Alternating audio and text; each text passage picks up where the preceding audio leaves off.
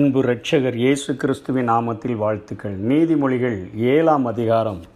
Solomon ஞானி எழுதின இந்த நீதிமொழிகளிலே தந்தைக்கு மகன் அளிக்கிற போதனையையும், விபச்சார குணமுள்ள ஒரு பெண் நடந்து கொள்ளுகிற ஒரு விதத்தையும், ஒரு விபச்சார பெண் கொண்ட அந்த பெண்ணிடம் மாட்டிக்கொண்ட ஒரு வாலிபன் செய்த தவறுகளையும், வாலிபன் செய்ய தவறியவைகளையும் இந்த பகுதியிலே சாலமோன் ஞானி தெளிவாக குறிப்பிட்டு இருக்கிறதை நாம் பார்க்க முடிகிறது. முதல் 3 வசனங்களிலே தந்தை மகனுக்கு அளிக்கிற ஒரு போதனையாக சொல்லப்படுகிறது. என் மகனே, நீ உன் வார்த்தைகளை காத்து என் கட்டளைகளை உன்னிடத்தில் பத்திரப்படுத்து.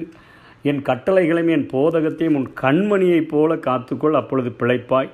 அவைகளை உன் விரல்களில் கட்டி அவைகளை உன் இருதய பலகையில் எழுதிக்கொள் என்று சொல்லி ஒரு தகப்பன் தன்னுடைய மகனுக்கு அழகான ஒரு ஆலோசனை கொடுப்பது போல இந்த பகுதியானது தொடங்குகிறது. தற்காலத்தில் கவிதை சிறுகதைகள் தான் மிகவும் பிரபலமாகி வருகின்றன. இப்பகுதியில் அழகானதொரு கவிதை சிறுகதைகளை நாம் பார்க்க முடிகிறது. இந்த நாட்களிலே நாம் நியூஸ் பேப்பரை பார்த்தோம் என்று சொன்னால் அநேக காரியங்கள், ஒரு 10 செய்தியாவது 12 செய்தியாவது இப்படியான தவறான உறவுகளின் நிமித்தமாக குடும்பம் கவிழ்க்கப்பட்டு போகின்ற அநேக காரியங்களை பார்க்கிறோம். கள்ளக்காதலின் மூலமாக, கணவனுடைய நடத்தையின் மூலமாக அல்லது மனைவியினுடைய நடத்தையின் மூலமாக குடும்பங்கள் சீரழிக்கப்படுகிற இந்த நாட்களுக்கு இந்த போதனைகள் மிகுந்த அவசியமானது ஒன்றாக இது காணப்படுகிறதை நாம் வேதத்திலே பார்க்க முடிகிறது. மிக சுருக்கமாக, அதே நேரத்தில் நேர்த்தியாக கதை வடிவமைப்பு அமைந்துள்ள ஒரு காரியத்தை அவர் எழுதுகிறார். நிகழ்ந்ததொரு சம்பவமாக இங்கே சாலமோன் ஞானி அதை வர்ணிக்கிறதை நாம் பார்க்கிறோம். தொடக்கத்தையும் முடிவையும் பார்க்கும்போது அத்தனை அழகாக இருக்கிறது.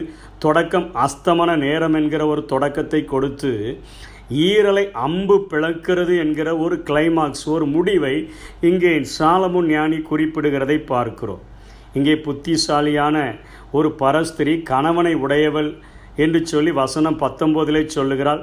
பக்தியுடைய சூழலை கொண்டவள், நான் சமாதான பலிகளை என் மேலே சுமந்திருந்துச்சு, இப்போ தான் நான் அவைகளை எல்லாம் பொருத்தனைகளெல்லாம் ஆண்டவருக்கு நன்றி பலிகளெல்லாம் நான் இப்பொழுது தான் நிறைவேற்றினேன் என்று சொல்லி அழகா சிற்றின்ப அனுபவத்திற்கான ஆயத்தங்களெல்லாம் அவள் செய்து வைப்பது போல அழகாக தெளிவாக அவனை ஏமாற்றுகிறதை குறித்து இந்த பகுதியிலே எழுதியிருக்கிறதை நாம் பார்க்க முடிகிறது. இன்று கணவரை ஏமாற்றி இளைஞர்களை கெடுக்கும் பெண்கள் நிறைந்த உலகம்.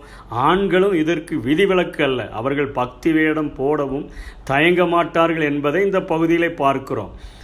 அங்கே 2 சாமுவேல் 11ஆம் அதிகாரம் 4ஆம் வசனத்திலே பத்சேபாள் தாவீதோடு தவறு பண்ணின பின்பு தீட்டு நீங்கும்படி சுத்திகரிப்பு செய்து கொண்டாலும் அவளுடைய பாவங்கள் சுத்திகரிக்கப்பட்டு விடவில்லை. 2 சாமுவேல் 12ஆம் அதிகாரம் 15ஆம் வசனத்திலே கர்த்தர் உரியாவின் மனைவி தாவீதுக்கு பெற்ற ஆண் பிள்ளையை அடித்தார். அது வியாதிப்பட்டு கேவலமாக மரித்தது. அது மரித்து போனது என்று பார்க்கிறோம். இன்றைக்கு நன்றாக ஏமாற்றுகிறவர்கள் பக்தி வேடம் போடுகிறவர்களாக காணப்படுகிறார்கள். அன்றைக்கு பத்சேபாள் தீட்டு நீங்கும்படியான சுத்திகரிப்பை செய்த போதிலும் கூட ஆண்டவருடைய தண்டனை அந்த பிறந்த குழந்தையின் மேலே வந்ததை நம் வேதத்திலே பார்க்க முடிகிறது. இந்த பகுதியிலே இப்பொழுது சாலமோன் ஞானி விபச்சார குணமுள்ள ஒரு பெண்ணானவள் நடந்து கொள்ளுகிற ஒரு சுபாவம், அவளுடைய குணாதிசயத்தை குறித்து எழுதுகிறார். என்ன சொல்கிறா? வசனம் 10 அவள் வேசியினுடைய ஆடை ஆபரணங்களை அணிந்திருந்தாள். ஒரு கவர்ச்சியான ஒரு ஆடை, பார்த்த உடனே திரும்ப பார்க்கும்படியான ஒரு கவர்ச்சியான ஒரு ஆடையை அணிந்திருக்கிறாள். அவள் 13ஆம் வசனத்தில் வெட்கமின்றி துணிச்சலாக அவள் தெருவில் வச்சு அவனை கட்டிப்பிடித்து அவனை முத்தமிடுகிறதை பார்க்கிறோம். வசனம் 14 அவள் சொல்லுகிறார், ஒரு பக்தி உள்ளவள் போல நான் பொருத்தனைகளை நிறைவேற்றினேன், உறவு கொண்டால் தவறு எது இல்லை, நான் நன்றி பலிகளெல்லாம் செலுத்திட்டு வந்திருக்கிறேன் என்பது போல அவள் பேசுகிறதை நாம் பார்க்கிறோம். 16-17 சொல்லுகிறாள். 16ஆம் வசனம் 17ஆம் வசனத்திலெல்லாம் நாம் மெல்லிய வஸ்திரங்களால் வெள்ளை போல சாம்பலாலெல்லாம் என்னுடைய படுக்கையை நான் அலங்கரித்து வைத்திருக்கிறேன் என்று சொல்லுகிறார். அந்த நாட்களிலே மெல்லிய வஸ்திரங்கள், மரத்திலிருந்து வருகிற சணல் போன்ற செடிகளில் வருகிற நாரை பதப்படுத்தி நூலாக்கி உலர்த்தி விலையேறப்பெற்ற பட்டாடைகளை ஆயத்தம் செய்தனர். எகிப்து நாட்டு பட்டாடைகள் தான் உயர்ந்த மதிப்பு கொண்டவைகளாக இருந்தபடினால் அவள் சொல்லுகிறாள், நான் எகிப்து தேசத்தினுடைய அந்த மெல்லிய வஸ்திரங்களினாலே என்று சொல்லுகிறார். வெள்ளைப்போளம், லவங்கம் இவைகளெல்லாம் அரேபியா மற்றும் மற்ற நாடுகளில், கிழக்கு ஆப்பிரிக்க நாடுகளிலிருந்து இறக்குமதி செய்யப்பட்டது. இளநீல நிறமுடைய இந்த ஒரு ஒட்டிக்கொள்ள வகையான இந்த மரப்பிசுனானது இதனை தூளாக்கி விலையுயர்ந்த அவர்கள் நறுமண பொருள்களை செய்யும்படியாக அவர்கள் அதை பயன்படுத்தினார்கள். உன்னத பாட்டிலே நாம் பார்க்க முடியும், நீதிமொழிகளிலே காண்கிறோம், மத்தேயுவிலே பார்க்கிறோம்.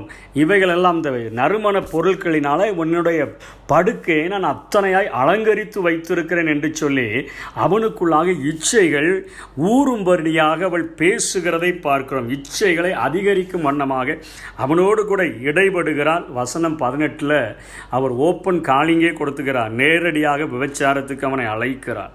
19ஆம் வசனத்தில் அவனுக்கு ஒருவேளை பயம் உண்டாகிவிடக்கூடாது என்று சொல்லி, குடும்ப பெண், என் புருஷன் வீட்டில் இல்லை, கொஞ்சம் பணத்தெல்லாம் எடுத்துட்டு அவன் வெளியூருக்கு போயிருக்கிறான், அவன் திரும்பி வருகிறதற்கு நாள் ஆகும், நம்ம இப்போ இந்த மாலை மயங்குகிற இந்த நேரத்திலிருந்து விடியற்காலம் வரையிலும் நாம் இன்பமாயிருப்போம் வா என்று சொல்லி, எந்த ஒரு வியாதியும் வராது, நான் ஒரு குடும்ப பெண், நான் ஒரு பக்தி உள்ள பெண் என்பது போல வேஷம் காட்டி அவள் பேசுகிறதை பார்க்கிறோம். 15ஆம் வசனத்தில் சொல்லுகிறார், அவனை தேடி கண்டுபிடித்ததாக சொல்லுகிறார். வேற யாரை கண்டுபிடிச்சிருந்தாலும் அவள் இப்படி தான் பேசியிருப்பா. அப்படிப்பட்ட அந்த பெண்ணுடைய அந்த வார்த்தைகளை நம்பி வாலிபன் செய்த தவறுகளை 7ஆம் அதிகாரம் 25ஆம் வசனத்திலிருந்து 27 வரையிலும் இங்கே சாலமோன் ஞானி குறிப்பிடுகிறார்.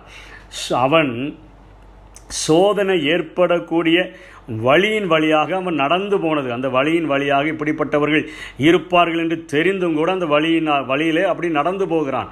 துன்மார்க்கருடைய ஆலோசனையில் நடவாமல் பாவிகளுடைய வழியில் நில்லாமல் என்று வேதம் போதிக்கிறதே.